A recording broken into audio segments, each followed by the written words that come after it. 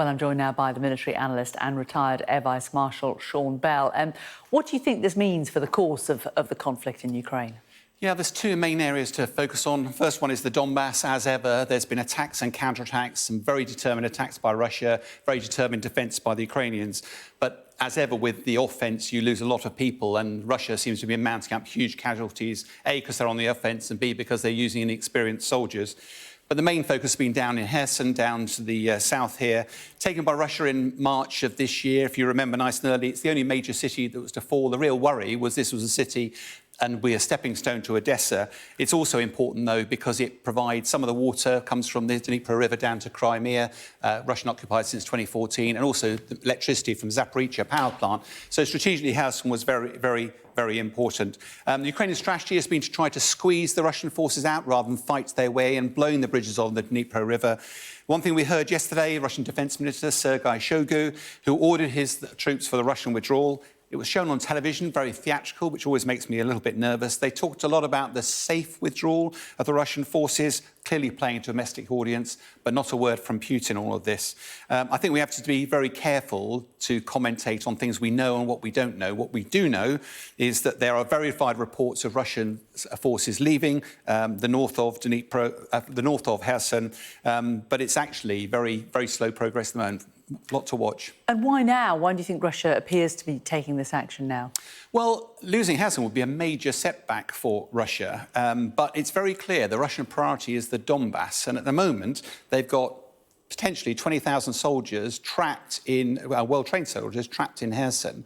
And if they don't get them out soon, they get taken off the battlefield.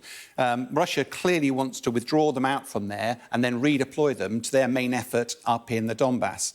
From the Ukrainian perspective, their main effort has been Kherson for ever since August, where they've been squeezing Russian forces there. And the worry is this some form of trap for this announcement?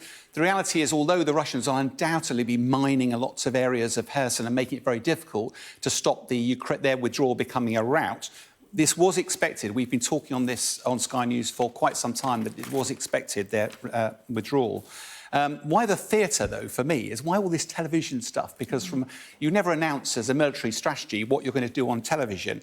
I think the main point there is that if you remember when the Russians withdrew from Kharkiv back in September up in the north, they didn't say a word, and that was humiliating for Russia. It does appear this time they're trying to get onto the front foot, particularly for the domestic audience. The Russians have lost tens of thousands of soldiers. They've had to mobilise. That's not played well back at home. So if you listen carefully to the rhetoric, this was all about a safe withdrawal, looking after our soldiers, which undoubtedly is part of saving lives. But tellingly, if you remember, the Kherson Oblast was now going to be Russian forever, stated by Putin. Putin's being completely quiet about all this. President Zelensky, on his part, remains a bit cautious, maybe even sceptical about, he says the enemy does not give us gifts, so he's very sceptical about going in. But actually, it probably suits both parties, Russia and Ukraine, for them to withdraw.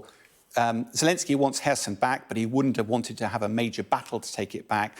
And from a Russian perspective, they desperately need the troops up to the north at main effort. So it probably works to their better advantage. Next steps, though, I think it's no doubt this has been a really positive development for Ukraine. We've got verified footage now from Snirivka up in the north there of the Russian withdrawal from there, and some lovely footage of the Ukrainian forces celebrating, having taken that city.